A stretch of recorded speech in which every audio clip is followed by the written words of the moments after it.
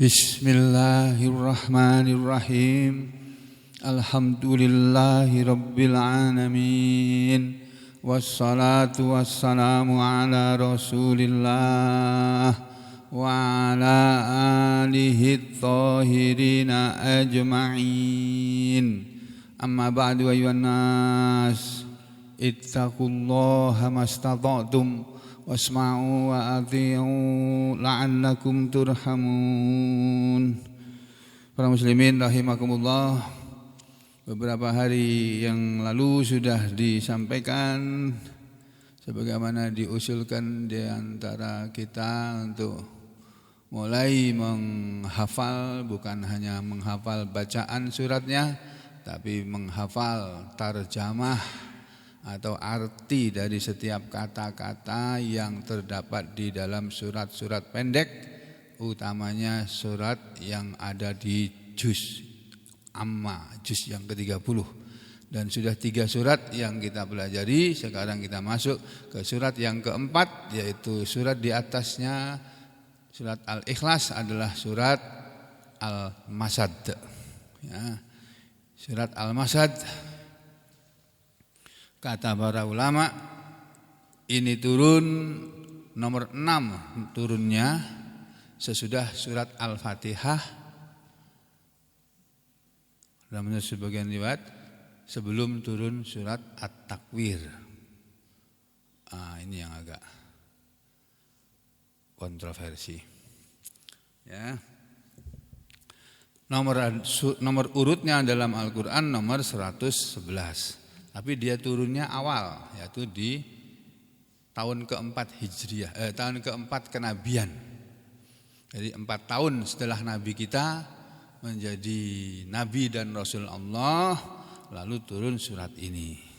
Surat Al-Masad ini kata ulama dinamakan dia Sumiyat hadhihi suratu, telah dinamakan ini surat fi aksaril masahif, pada kebanyakan mushaf-mushaf.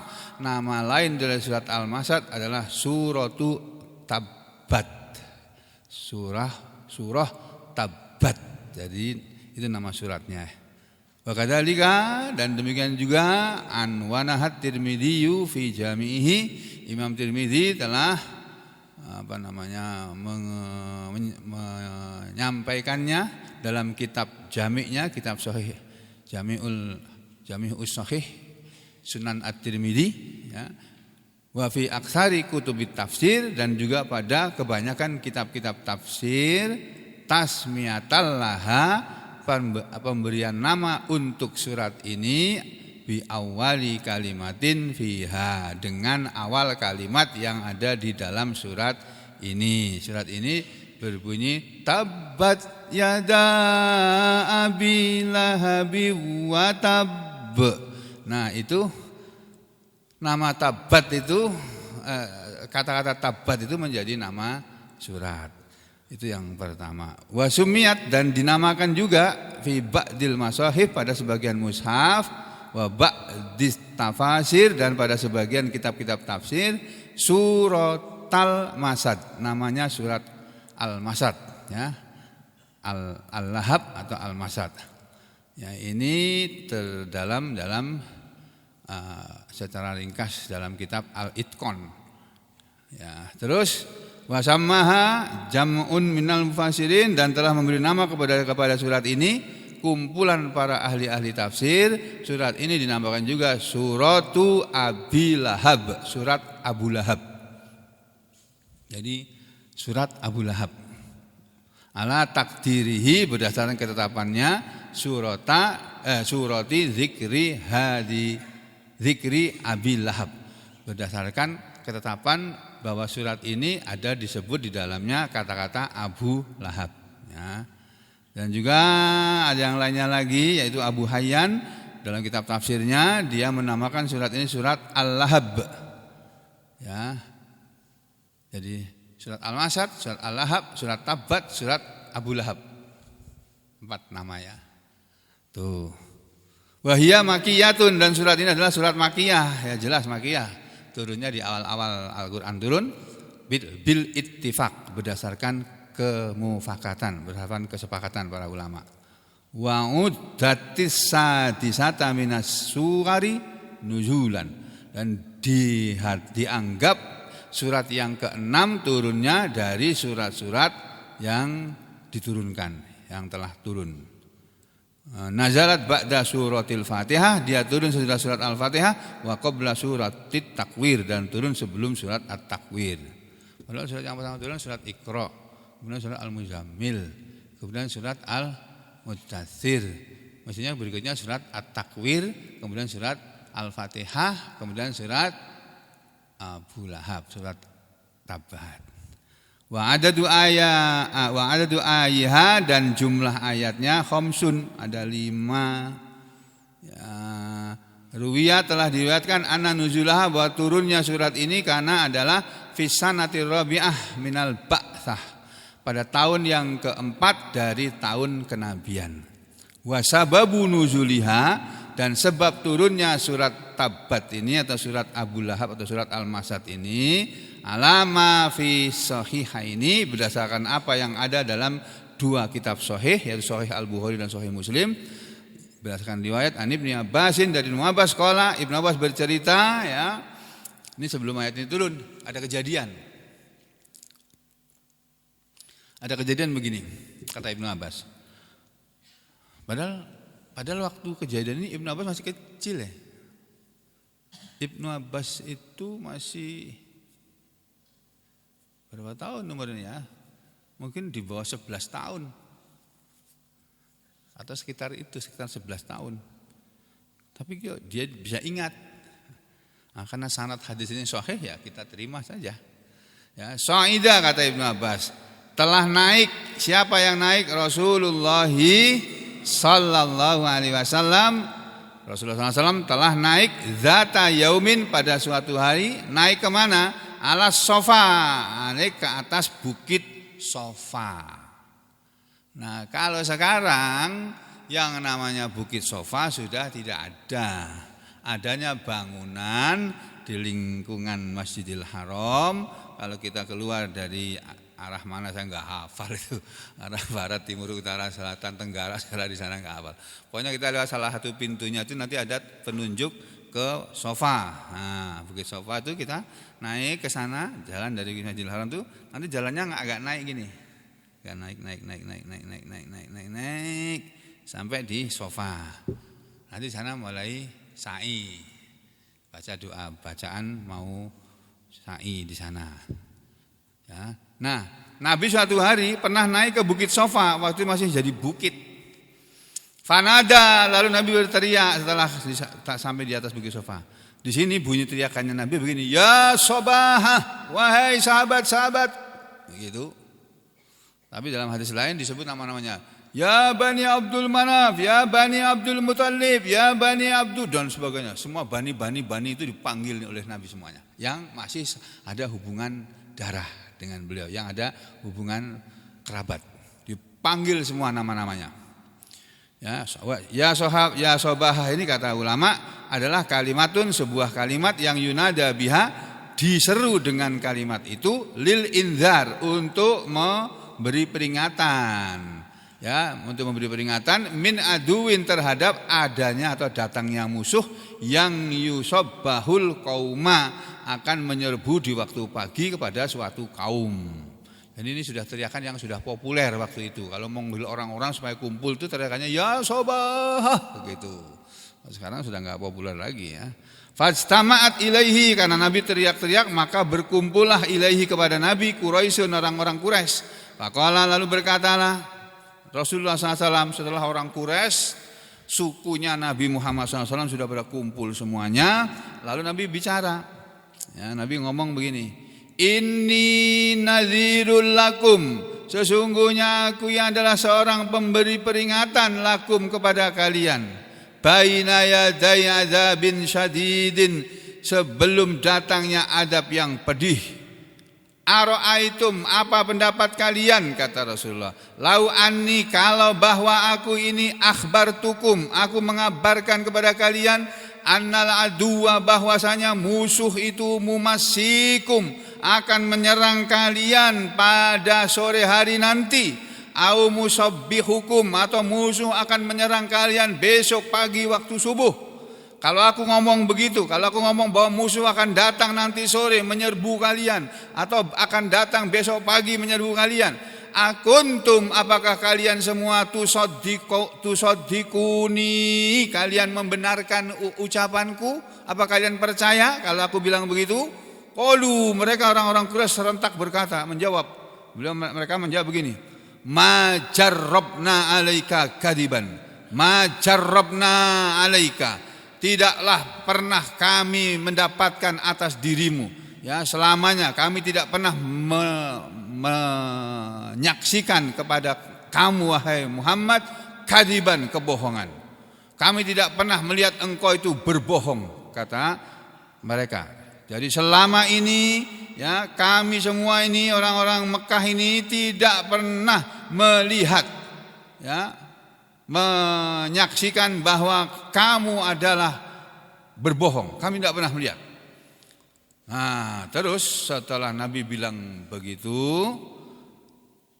lalu Nabi ngomong yang tadi dalam riwayat ini kebalik bunyinya, bukan begini, ya. Nabi ngomong begini dulu. Setelah kumpul, Nabi ngomong begini dulu. Ya sobahah, wahai saudara-saudara sekalian. Kalau bahasa kita kira-kira gitulah, kalau bahasa kita di sini. Ara'aitum lau anni akhbartukum annal adwa mumassikum aw musabbihukum akuntum tusaddiquni. Apa pendapat kalian kalau aku mengabarkan kepada kalian bahwa musuh akan datang nanti sore menyerbu kalian, atau akan datang besok pagi menyerbu kalian? Apa kalian percaya kepadaku? Mereka menjawab, yo bala, iya kami akan percaya wahai Muhammad. Kenapa? Ma jarrabna alaika kadiban, karena kami selama ini tidak pernah melihat engkau berdusta. Gitu. Tapi setelah itu beliau ngomong, ya, i'lamu, ketahuilah oleh kalian semuanya, innil nadhirul lakum baina yaday adzabin syadid. Sesungguhnya aku adalah pemberi peringatan untuk kalian semua sebelum datangnya azab yang pedih. Jadi aku ini utusan Allah, aku diutus oleh Allah untuk memberi peringatan kepada kalian semua wahai saudara-saudaraku, kerabat-kerabatku, bahwa kalau kalian tidak mau mengikuti apa yang aku sampaikan ini, tidak mau menerima apa yang aku sampaikan ini, kalian akan mendapat azab yang pedih. Nah, setelah itu apa yang terjadi, Pak, Bu? Ini yang terjadi. Faqala Abu Lahab, maka berkatalah Abu Lahab, tabballaka ya Muhammad. Dalam riwayat lain di sini bunyinya cuma tabballaka, celaka kamu Muhammad. Dia dalam hadis lain, dalam riwayat lain bunyinya begini, tabballaka ya Muhammad. Itu kata Abu Lahab, celaka kamu wahai Muhammad. Ya, sairal yaum, celaka di seluruh hari. Alihada jamak tanah, apa hanya untuk ini kamu mengumpulkan kami di sini? Ya, kalau bahasa kita kira-kira gini, kurang ajar kamu Muhammad itu, ya. Kamu mau ngomong begini aja, mengumpulkan kami semua di sini. Marah Abu Lahab. Abu Lahab marah. Abu Lahab pamannya Nabi. Fanazalat, lalu turunnya ayat ini.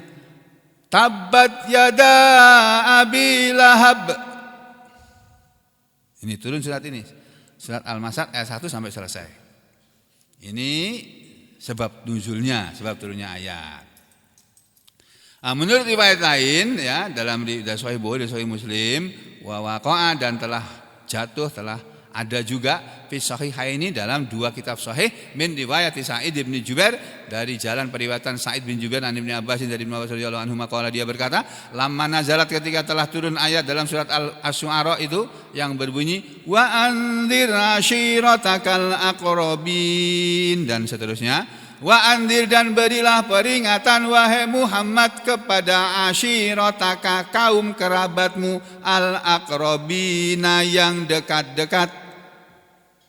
Nah, ini perintah dari Allah kepada Nabi. Berilah peringatan Muhammad kepada kerabatmu yang dekat-dekat. Nah, Nabi diperintah oleh Allah. Makanya Nabi kemudian mengumpulkan semua bani-baninya beliau itu. Dikumpulkan semuanya lalu teriak seperti ini tadi. Nah, itu menurut riwayat yang lain. Dan ada lagi riwayat wa ma'lumun, dan diketahui juga Dimaklumi juga anna ayata bahwa ayat ini ayat yang berbunyi wa anzir ashiratakal aqrabin min surati Syu'ara yang terdapat dari dalam surat Asy-Syu'ara ayat 214 wa hiya mutaakhiratun nuzul. Ini ayat yang di belakang turunnya an surati Tabbat daripada surat Tabbat. Jadi sesudah surat Tabbat mestinya. Ya, makanya ini terjadi perbedaan pendapat di kalangan ulama. Ya. A'udzu billahi minasy syaithanir rajim. Bismillahirrahmanirrahim. Tabbat yada abi lahabin wa tab ma aghna anhu maluhu wa ma kasab sayasla naron zata lahab wamra'atuhu hammalatal hatab fi jidiha hablum mim masad. Ini suratnya, surat yang sering kita baca kalau kita lagi sholat, ya kan? Nah, sekarang atau kemarin-kemarin saudara membaca surat ini, mulai sekarang, mulai tahun ini belajarlah maknanya. Ustadz Adi Hidayat itu loh, pidato di YouTube. Bapak, ibu-ibu, saudara sekalian, selama ini saudara sudah sholat. Saya takut, saya khawatir, jangan-jangan saudara tidak tahu arti bacaan yang dibaca pada waktu sholat. Sama dengan kami ini. Nah, bapak-bapak ini sholat tiap hari ngerti nggak yang dibaca itu? Kalau nggak ngerti ya sekarang ini dipelajari. Mulai dari takbiratul ihram tuh. Allahu Akbar itu artinya apa? Terus baca doa iftitah. Doa istiftah atau doa iftitah itu kan banyak macamnya. Saudara boleh milih yang paling disukai oleh Rasulullah SAW setelah turunnya surat sesudahnya nanti surat Idza Ja itu beliau suka membaca apa Allahumma ba'id baini wa baina khotoyaya kama ba'adta bainal masyriqi wal maghrib. Allahumma naqqini minal khotoya kama yunaqqas thawbul abyadu minad danas. Allahumma ghsil bil ma'i was salji wal barad. Tapi ada lagi, beliau kadang-kadang membaca itu tadi yang ada inna sholati wa nusuki wa mahyaya wa mamati lillahi rabbil alamin. Itu agak panjang. Ya, tapi kita sering memotong. Cuma itu aja yang dibaca. Boleh apa enggak ya? Mudah-mudahan boleh. Mudah-mudahan boleh. Karena Nabi mencontohnya enggak dipotong.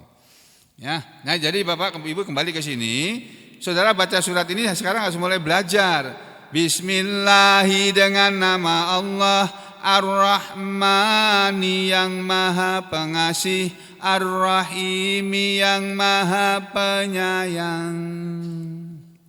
Awas Bapak Ibu, kalau kita ngomong, kadang-kadang kita tidak sadar apa yang kita omongkan itu salah. Kadang-kadang, saya sendiri juga mengalami itu. Taunya setelah saya dengar rekaman saya, aku bisa ngomong begitu sih? Waduh, ini dengar orang banyak ya, sudah terlanjur diupload ke internet ya, di YouTube ya. Nanti orang yang dengar nanti pasti protes ini.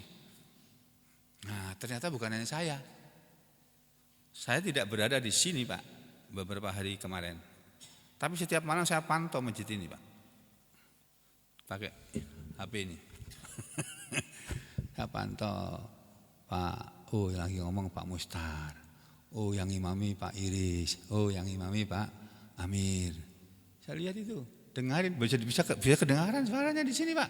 Pak Amir baca surat apa, Pak Mustar ngomong apa, ada di sini nih. Canggih sekarang ini. Ya, jadi ada di antara saudara ini, saya nggak usah sebut namanya lah, nanti dicek sendiri. Baca Bismillahirrahmanirrahim itu Bismillahirrahmanirrahim, salah itu. Bukan Bismillahirrahmanirrahim. Rahman itu Ustadz kita itu Rahman. Kalau Bismillahirrahmanirrahim itu Bismillahi. Tulisannya perhatikan nih. Bismillahirrahman. Bukan man. Ma. Bismillahirrahmanirrahim. Hati-hati. Kelihatannya biasa, orang yang mendengar gatel kupingnya nih. Waduh, ngomongnya belum belum fasih ini. Ya, enggak benar ini. Ini ayat Quran ini, Bismillahirrahmanirrahim. Bismillahirrahmanirrahim. Begitu juga kalau kita ngimami baca Al-Fatihah itu hati-hati itu. Ya, harus diperhatikan nih huruf-hurufnya nih. Ya, bukan Bismillahirrahmanirrahim, bukan Bismillahirrahmanirrahim, bukan manirrahim, manirrahim. Bismillahirrahmanirrahim, ya. Bismillahi dengan nama Allah Ar-Rahmani yang Maha Pengasih, Ar-Rahimi yang Maha Penyayang. Tabat yada.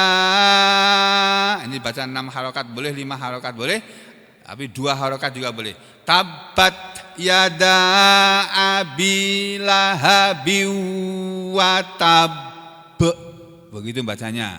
Bukan tabat yada abi lahabi wa tab. Bukan begitu. Tabat yada abi lahabi wa tab. Bukan begitu, ya. Tabat yada abi lahabi wa tab. Wa tab. Begitu.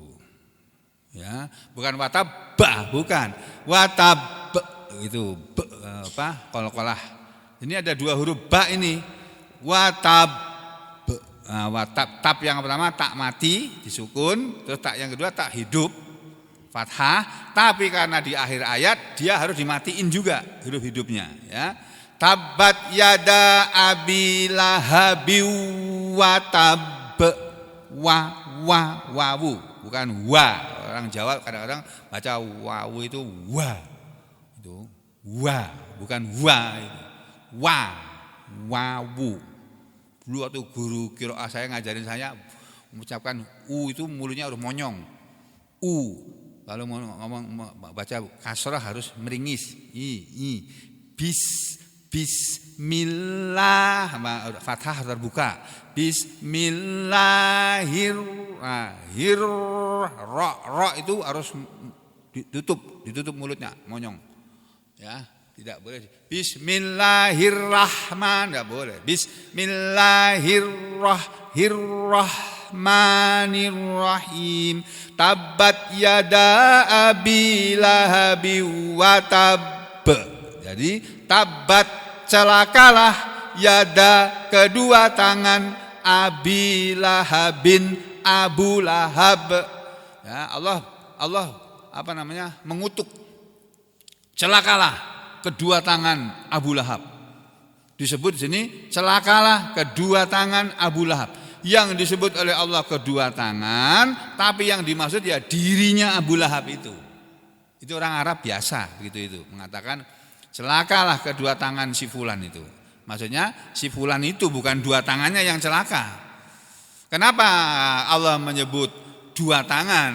Nanti ulama menjelaskan karena ya dalam bahasa Arab atau dalam bahasa Al-Qur'an ya, itu Allah tuh menyebut manusia dengan kata-kata yada.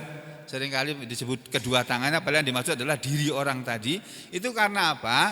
Kenapa orang itu tadi dirinya sampai celaka? Karena kebanyakan orang melakukan suatu kesalahan atau perbuatan yang mencelakakan dirinya, itu yang melakukan itu 2 tangannya. Kebanyakan orang celaka itu karena perbuatan kedua tangannya ini. Ya, kita celaka, nyupir naudzubillah misalnya ditarik, nabrak orang. Ya karena tangan kita ini waktu nyupir enggak fokus. Begitu ada kendaraan muncul tiba-tiba, sudah bisa menghindar lagi sudah. Karena antara pikiran dengan kedua tangan ini enggak connect. Itu makanya kalau kita lagi nyupir konsentrasi harus tinggi, terutama di tempat yang ramai. Itu ya. Orang celaka biasanya karena perbuatan kedua tangannya. Nah, Abu Lahab dikutuk oleh Allah dengan firman-Nya, tabat yada abi lahab, celakalah kedua tangan Abu Lahab, watab, dan benar-benar telah celaka. Ini maksudnya Abu Lahab pada waktu ayat ini turun sudah diramal oleh Allah Ta'ala.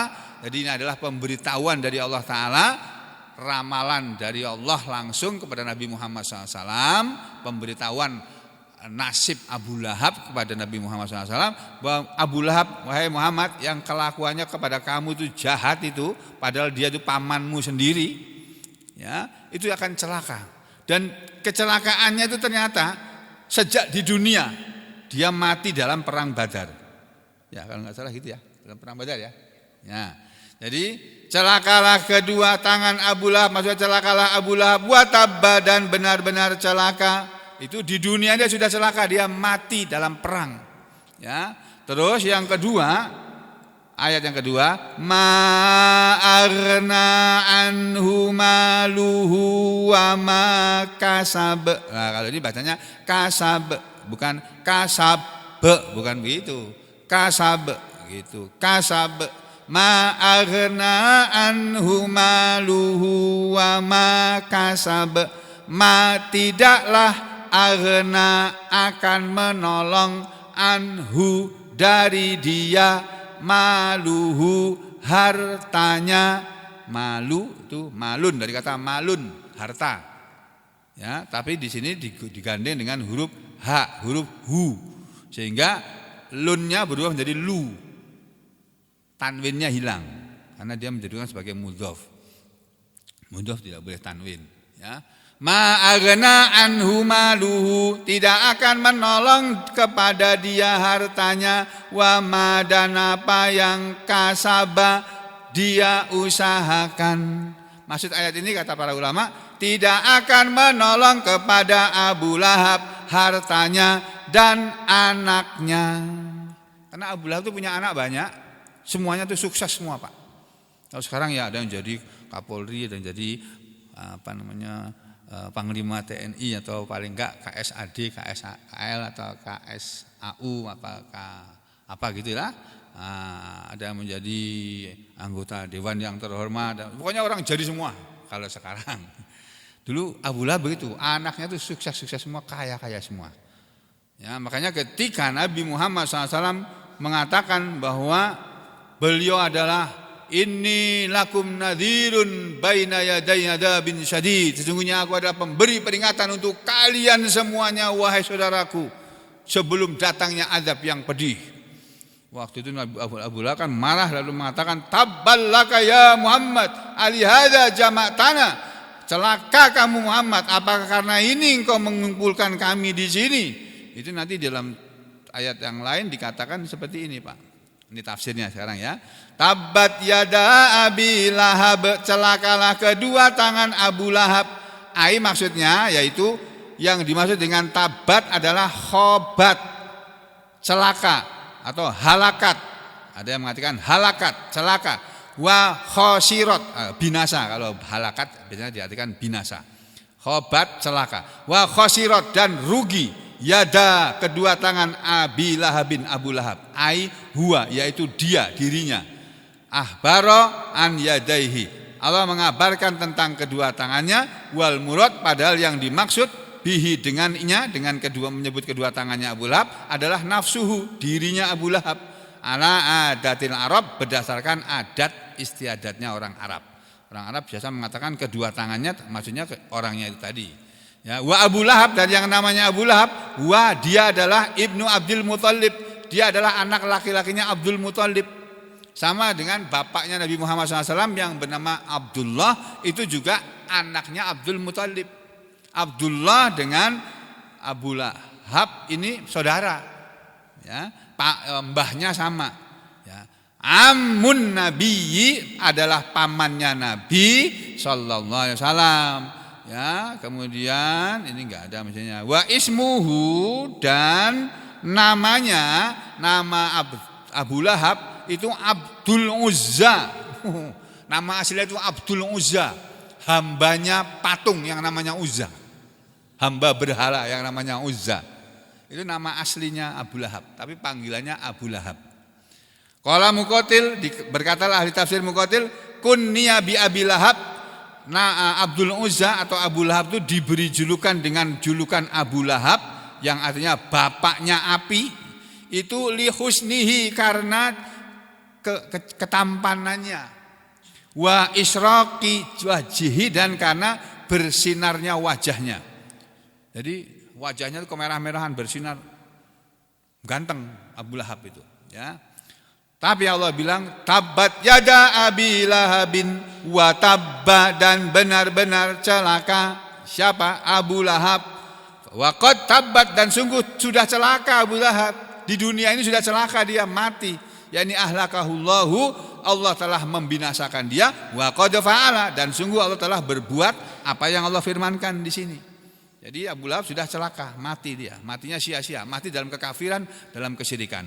Lalu ayat yang kedua, ma aghna anhu maluhu wa ma kasab, ma tidaklah aghna akan menolong anhu darinya terhadap dia. Apa yang tidak akan menolong, yang tidak bisa menolong? Maluhu, hartanya, wa ma kasaba, dan anaknya. Arti kata wa ma kasaba ini dan apa yang dia usahakan. Tapi maksudnya anak. Kenapa anak disebut apa yang dia usahakan? Kenapa anak disebut hasil usaha bapak? Karena anak itu terlahir dari usahanya bapak. Bapaknya enggak berusaha, anaknya enggak lahir. Nah, itu begitu kisahnya ya. Orang Arab itu yang punya kisah begitu. Ma aghna anhu maluhu wa ma kasab. Qala Ibnu Mas'ud bercerita, ya, lama ketika, kata Ibnu Mas'ud sahabat Nabi, lama ketika da'a telah memanggil siapa? Rasulullah sallallahu alaihi wasallam aqribaahu, ya, kerabat-kerabat beliau, ilallah, maksudnya ketika Rasulullah SAW da'a, menyeru, mengajak, mendakwahi, ya, kerabat-kerabatnya ilallahi azza wa jalla, mengajak mereka kerabat-kerabatnya kepada Allah yang maha gagah dan maha agung. Qala Abu Lahab, berkatalah Abu Lahab. Jadi ketika Nabi Muhammad SAW berpidato di Bukit Sofa tadi, yang mengatakan ya sobaha, ya, dan seterusnya tadi, inni lakum nadhirun baina yaday adabin sadid, atau inni nadhirun lakum baina yaday adabin sadid, itu ya. Itu Abu Lahab berkata, langsung berkomentar setelah mengatakan, tabballaka ya Muhammad alihada jama'tana, celaka kamu Muhammad, apa karena ini engkau mengumpulkan kami di sini?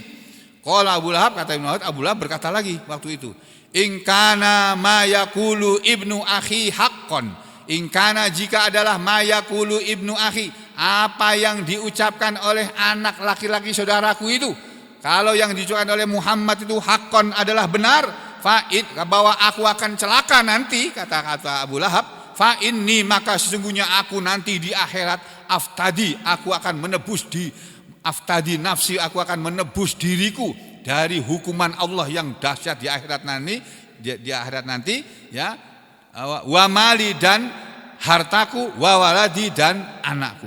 Jadi aku akan menebus diriku, juga hartaku akan kupakai untuk menebus diriku dari siksaan Allah, dan anakku juga akan kupakai untuk menebus. Itu Abu Lahab bilang begitu. Fa'anzalallahu ta'ala, maka Allah pun menurunkan ayat berikutnya ini tadi. Ma'agan, ketika itu ayat pertama, tabbat yada abi lahabi wa tab. Itu turun ayat itu, Abu Lahab berkomentar, apa? Muhammad bilang aku akan celaka. Aku akan celaka. Kalau betul apa yang dikatakan Muhammad, aku akan celaka, nanti aku akan suruh anakku, aku pakai hartaku, aku akan menebus diriku dari azab Allah, kata dia begitu. Turun ayat ini. Ma'aghna anhu maluhu, tidak akan menolong dari dia hartanya. Maksud aghna adalah mayughni, tidak akan bisa menolong. Tidak akan bisa menolong sekarang dan yang akan datang. Ya. Apa yang tidak bisa menolong? Maluhu, hartanya, yakni ayu syai'in, segala sesuatu yang manapun itu, yughni anhu maluhu, bisa tidak akan bisa menolong dari dia hartanya. Jadi sedikit pun tidak bisa menolong kepada dia hartanya. Ai mayadfa'u anhu adzaballah, maksudnya adalah tidak akan bisa menolak darinya terhadap adab Allah, majama'a, apa yang telah dia kumpulkan, minal mal, dari hartanya yang banyak tadi, wa kana sahibu mawas, dan dia adalah pemilik kebinasaan. Jadi Abu Lahab akan celaka nanti, gak bisa ditolong oleh hartanya. Padahal Abu Lahab mengandalkan hartanya. Nah begitu saudara, Abu Lahab ini contoh saja untuk seluruh manusia. Bahwa manusia ini ada yang seperti Nabi Muhammad SAW. Seperti loh ya, gak sama. Yang namanya seperti itu gak sama Pak. Cuma seperti kok. Ini kok seperti HP ku ya misalnya. Padahal bukan HP ku, cuma sama, kelihatannya sama. Warna sama gitu ya. Tapi setelah dibuka ini, oh bukan punya pun. Nah, kan gitu. Jadi sama itu bukan berarti seperti bukan berarti sama. Ya mirip ya sama, seperti gitu aja. Nah, ada manusia yang seperti Nabi Muhammad SAW. Ada manusia seperti Fir'aun. Ada manusia seperti Nabi Musa. Ada manusia seperti Korun. Ada manusia seperti Abu Lahab. Nah kita jangan menjadi orang atau manusia seperti Abu Lahab. Sudah dikasih kekayaan, tidak digunakan untuk beribadah kepada Allah, tapi digunakan untuk memusuhi Allah dan Rasulnya. Itu yang dilakukan oleh Abu Lahab. Makanya Abu Lahab dikatakan oleh Allah di sini, ma'agna anhu maluhu wa ma kasab. Tidak akan menolong kepada dia hartanya, ya. Wa ma kasaba, dan apa yang dia usahakan. Maksudnya yaitu waladahu, anaknya tidak akan bisa menolong dia. Dikatakan anak adalah ma kasaba, apa yang telah dia usahakan, li anna, karena waladal insan, anak manusia itu min kasbihi, datangnya dari usahanya bapak. Kalau bapaknya enggak berusaha, enggak akan dapat anak. Enggak ada, bapak diam, pengantinan dari sejak pengantinan baru sampai beberapa hari, beberapa bulan cuma duduk berdua, makan berdua, terus akan ada anak, enggak mungkin. Pasti ada usaha ya. Usahanya apa? Enggak usah diterangkan lah, sudah tua-tua gitu ya. Ya, karena manusia bahwa anak adalah termasuk hasil usaha dari bapak. Kama jaa fil hadis, sebagaimana telah datang dalam sebuah hadis, Nabi mengatakan mengenai kata-kata, penggunaan kata-kata yada.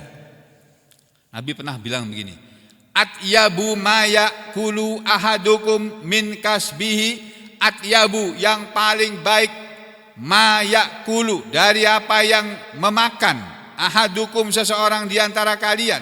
Jadi yang terbaik dari apa yang seseorang di antara kalian makan, min kasbihi, adalah dari hasil usahanya. Maksudnya kamu setiap hari makan, kamu setiap hari cari uang, cari nafkah. Untuk apa? Untuk antara lain untuk beli makanan, supaya dia bisa makan, supaya badannya kuat, supaya dia bisa bangun beribadah. Kalau pagi gini sahur supaya dapat pahala karena menjalankan perintah Rasul untuk sahur. Kemudian supaya badannya lebih segar daripada kalau tidak makan sahur, ya.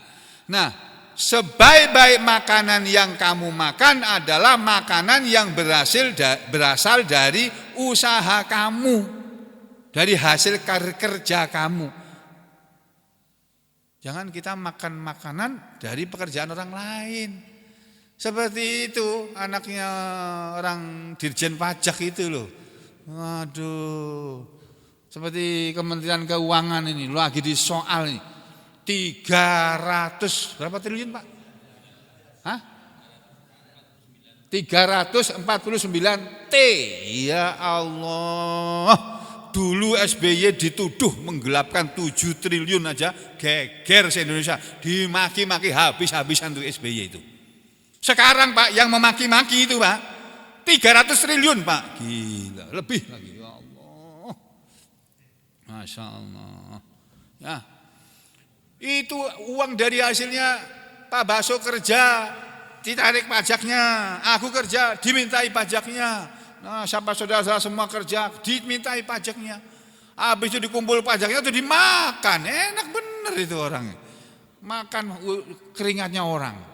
Nah, Nabi mengajarkan kepada kita sebaik-baik apa yang kalian makan, seseorang di antara kalian makan adalah min kasbihi, dari hasil usahanya. Jadi makanan yang terbaik adalah dari hasil kerja kita. Kerja kita susah payah. Seperti saya sekarang praktek pagi, siang, sore, malam. Kok asik enggak ada celah lagi sudah. Pagi, siang, sore, malam. Habis praktek 4 hari aku tinggal pergi gitu. Nanti orang bingung nyari. Gimana nih Pak dokternya enggak ada. Ketuk-ketuk sini ngebel enggak datang-datang. Baru pembantunya keluar. Pak dokter enggak ada lagi pulang ke Jawa. Paling jawabannya gitu. Boleh gitu nah. Udah 4 hari macul Pak. 2 istirahat, 2 hari istirahat. Macul kalau petani macul. Kalau saya maculnya ke tempat praktek Pak. Ya, jadi sebaik-baik yang kamu makan ya dari hasil kerja kamu, bukan dari hasil kerja orang. Orang lain yang suruh kerja, kamu yang makan. Beda kalau dia adalah seorang istri. Kalau istri memang tidak berkewajiban mencari makan. Yang berkewajiban mencari makan itu suami. Istri itu kewajibannya mendidik anak-anaknya supaya menjadi anak-anak yang soleh dan solihah.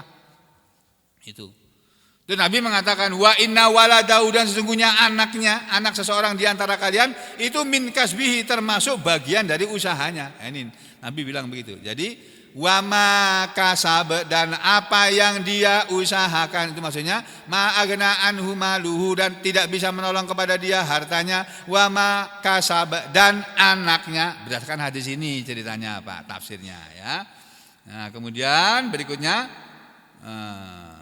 ini kata Ibnu Mas'ud tadi ini ya. Ibnu Mas'ud mengatakan waruwiyan Ibnu Mas'ud, dan sudah diriwayatkan dari Ibnu Mas'ud anna Aba Lahabin, bahwa Abu Lahab qala pernah berkata, in kana ma yaqulu ibnu akhi haqqan fa ana afdadi nafsi wa yaumal qiyamati bimali wa waladi. Jika adalah apa yang anak saudara laki-laki itu katakan adalah benar, kalau ayat 1 surat Al-Lahab ini benar, aftadi nafsi, aku akan menebus diriku yaumal qiyamah, di hari kiamat nanti, bimali, dengan hartaku, wa waladi, dan anakku. Fa anzalallah, lalu Allah menurunkan ayat ini, ma agna anhu maluhu wa ma kasab. Terus pada ayat yang keempat, 3, saya naron dzatalahab. Nah, ini Pak, hati-hati kalau baca ini Pak. Di sini ada huruf sin kecil. Di sini ada huruf shad. Ini suaranya harus beda.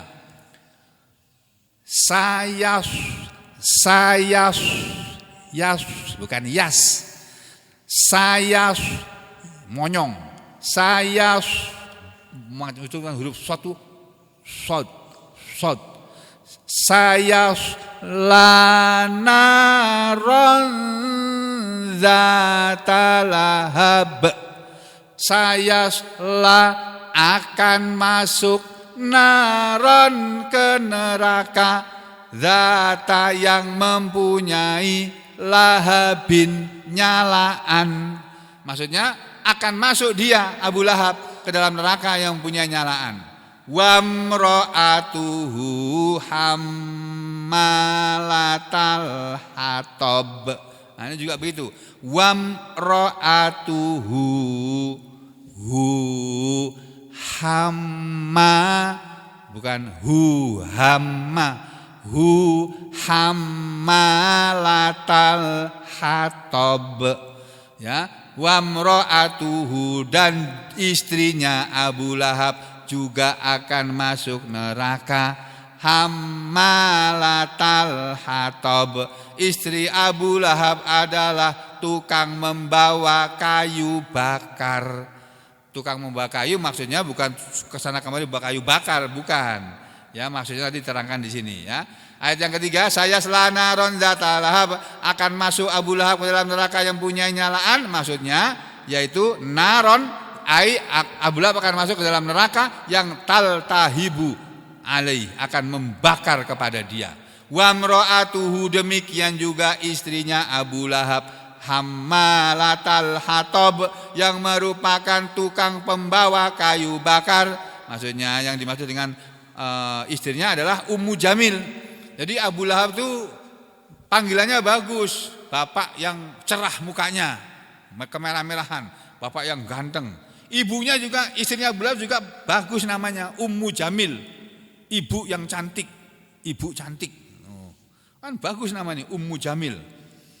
Tapi kamu kalau punya anak jangan kasih nama Ummu Jamil lah, sama dengan istrinya Abu Lahab ya. Ya, janganlah ya, Ummu siapa aja ya. Ummu Kulsum kah, sama dengan anak Nabi Muhammad SAW. Ummu siapa, jangan Ummu Jamil lah. istrinya Abu Lahab itu. Oh, jangan-jangan nanti dimasukkan sana lagi, saya ikut sama dia ini ya. Jadi Ummu Jamil ini adalah bintu anak perempuannya Harb bin Umayyah, orang yang bernama Harb bin Umayyah. Nah, Harb bin Umayyah ini adalah ukhtu saudaranya Abu Sufyan. Abu Sufyan itu pamannya Nabi. Abu Sufyan punya saudara namanya Harb bin Umayyah. Nah, ini Ummu Jamil ini anaknya Harb bin Umayyah atau keponakannya Abu Sufyan. Itu.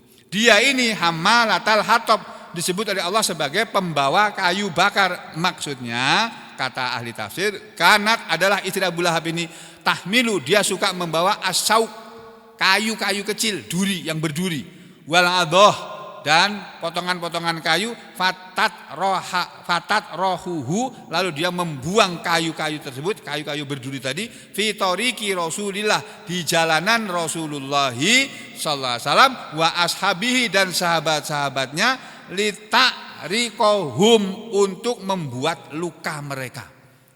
Karena kelakuannya istrinya Abu Lahab ini, Nabi kita kan sering keluar dari rumahnya menuju ke Masjidil Haram.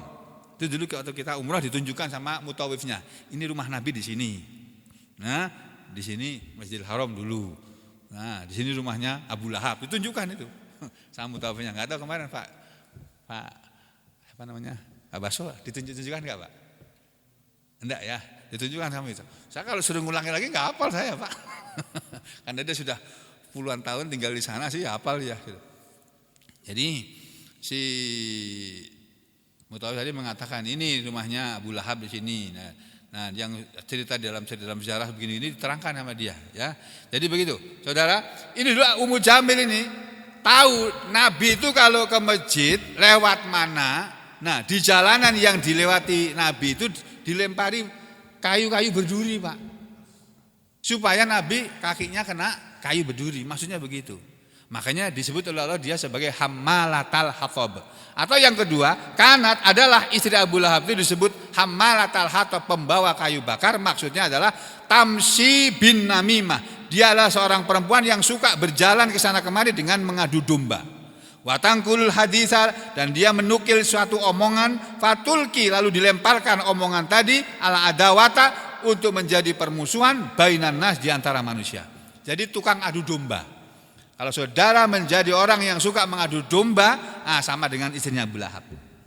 Walaupun saudara laki-laki.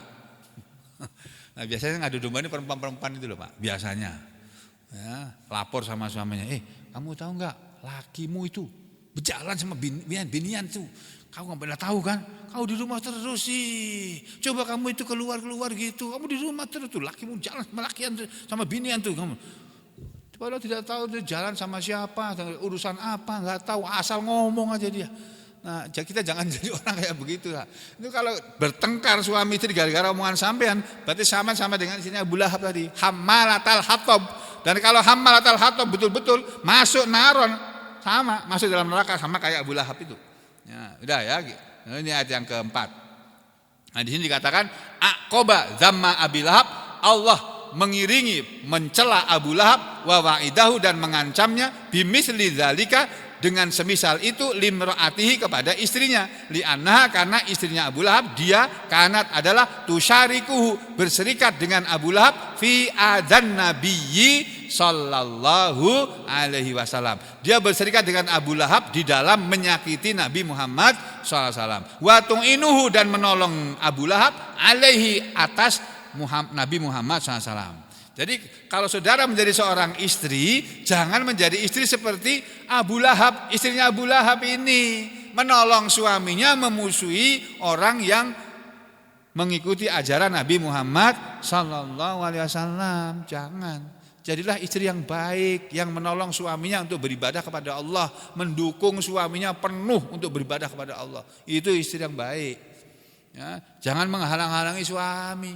Semuanya mau ngaji, bang, temani aku dulu bang, pijetin aku dulu bang, subuh-subuh suruh pijetin, mau ngaji kok, sebentar aja izin Pak Ustadz tuh baik aja, izin sehari pasti nggak apa-apa itu, udah WA saja, izin dulu Ustaz, kenapa? Enggak bilang dia, mau mijet istri itu enggak bilang itu. Ini misalnya aja. Di sini enggak ada, di belakang tuh istri-istri baik-baik semua itu. Tuh lihat tuh wajahnya cerah-cerah semua tuh. Enggak ada yang minta suaminya pijet-pijet itu, kecuali malam hari ya. Kalau subuh-subuh enggak ada, pasti mereka sibuk ke masjid ya. Nah, saudara juga begitu, jadi istri yang baik, jadi laki jangan seperti Abu Lahab, menghalangi orang-orang berjuang di jalan Allah, jangan. Nah, makanya dikatakan fi jidha hablum mim masad, pada jidha lehernya Ummu Jamil istri Abu Lahab, hablun ada tali, min masadin dari sabut. Masad arti katanya tuh sabut. Coba kita lihat di kamus ini diartikan apa? Nah, sabut, tali sabut, tali yang kuat pintalannya. Tapi ada juga, bisa juga berarti besi. Jadi di lehernya ada tali dari besi, maksudnya ada kalung. Ceritanya ini nih ya. Wah, talahufi dan para ahli hadis berselisih tentang ayat ini. Yang dimaksud dengan fi jidha hablum mim masad, di leher istrinya Abu Lahab ada tali dari sabut, maksudnya ada silsilatun rantai min hadidin dari besi yang zar'uha panjangnya, ziroknya ukuran ziroknya adalah sab'una zira'an 70 zirok. Itu dalam surat apa itu? Al-Qiyamah Al-Ma'arij ya, yang apa itu ayatnya itu apa? Lama enggak dibaca sih, jadi lupa.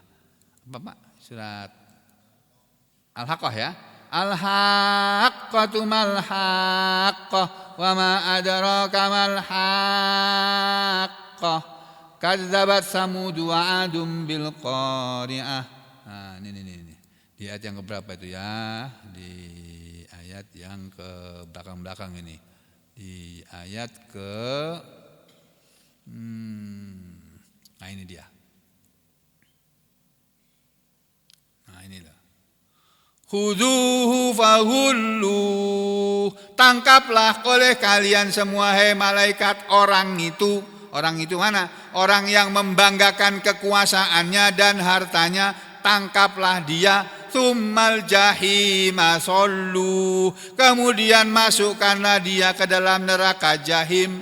Tsumma fi silsilatin zar'uha sab'una dhira'an fasluku, kemudian masukkanlah ke dalam rantai yang panjangnya 70 dhira', lalu masukkanlah rantai itu kepada dia. Ini ayat ini. Ini ditujukan kepada istrinya Abu Lahab ini dan orang-orang yang seperti itu. Nanti di akhirat mereka ini akan diikat oleh Allah dengan rantai yang panjangnya 70 dhira'. Tadkhulu, rantai itu akan masuk fiha, mulai dari mulutnya, oleh malaikat dimasukkan rantainya ke dalam mulutnya. Wa takhruju, dan akan keluar rantai tadi min duburiha, dari duburnya. Dimasukkan rantai ke dalam mulutnya, tembus sampai dubur. Wa yakunu sa'iruha, dan kemudian jadilah seluruh rantai tadi fi unukiha, dimasukkan ke dalam dubur, tuh diikat-ikatkan dari ke kaki sampai ke atas lagi, digantungkan di sini. Jadi jalannya kayak begini. Nah, mulutnya masuk lagi, naudzubillah misalnya dari. Itu istrinya Abu Lahab akan mengalami nasib seperti ini. Waktu di dunianya, di dunia ini ya, kalau di dunia ini dikenal dengan fi jidha hablum mim masad min lifin, dari sabut. Nah, lif itu sabut sama dengan masad. Tapi wa fil akhirati, di akhirat, min nar, tali tadi terbuat dari api neraka. Jadi nanti istrinya Abu Lahab, karena waktu di dunia ini dikatakan kanat adalah istri Abu Lahab, dia mempunyai kiladatun, kalung-kalung, bukan cuma kalung saja, kiladatun, banyak kalung. Kalungnya ada banyak. Fi unukiha, di lehernya. Fahiratun, dalam rangka memamerkan, membanggakan. Asli loh, ibu-ibu yang suka pakai kalung, jangan banyak-banyak, makanya satu aja. Masa pakai kalung satu kecil, basah lagi di bawahnya lagi, basah lagi di bawahnya lagi, basah lagi di bawahnya. 5 kalung dipakai semuanya. Ukurannya pendek, panjang. Enggak usah kayak begitulah. Itu kelakuannya istri Abu Lahab itu. Astagfirullahaladzim. Untung di sini enggak ada yang kayak gitu ibu-ibu di sini. Karena enggak ada kalung yang mau dipakai itu kebanyakannya. Ya. Jadi jangan. Nah, karena istri Abu Lahab itu kelakuannya seperti itu, makanya dia waktu di dunia suka bersolek pakai kalung sampai dia mengatakan begini, la unfiqannaha, sungguh benar-benar aku akan menginfakkan kalung-kalungku ini fi adawati Muhammadin, untuk memusuhi Nabi Muhammad sallallahu alaihi wasallam. Itu deh. Habis sudah, tafsirnya selesai sampai sini aja. Jadi begitu saudara sekalian, pelajaran dari ayat ini adalah, dari surat ini adalah, kalau kita menjadi manusia, jangan menjadi manusia seperti Abu Lahab. Kalau saudara menjadi wanita, jangan menjadi wanita seperti Abu Lahab. Jadilah laki-laki seperti Nabi Muhammad sallallahu alaihi wasallam. Jadilah wanita seperti Fatimah Az-Zahra, seperti Siti Khadijah, dan perempuan-perempuan solehah lainnya yang sudah pernah ada di masa lalu. Mudah-mudahan Allah memberi petunjuknya kepada kita semuanya. Mari pada semua kesehatan dan kekuatan untuk beribadah kepadanya, memberi rezeki yang luas, barokah, halal, thayyibah, ya, untuk beribadah kepadanya, memberi pada kemudahan dalam segala urusan kita masing-masing. Semoga Allah memberi pada semua istiqomah dan husnul khatimah. Amin ya rabbal alamin. Wa aqulu qouli hadza astaghfirullah li wa lakum. Allahumma taqabbal minna innaka antas samiul alim wa tub alaina innaka antat tawwabur rahim. Wa sallallahu ala Muhammadin wa ala ali Muhammad walhamdulillahi rabbil alamin.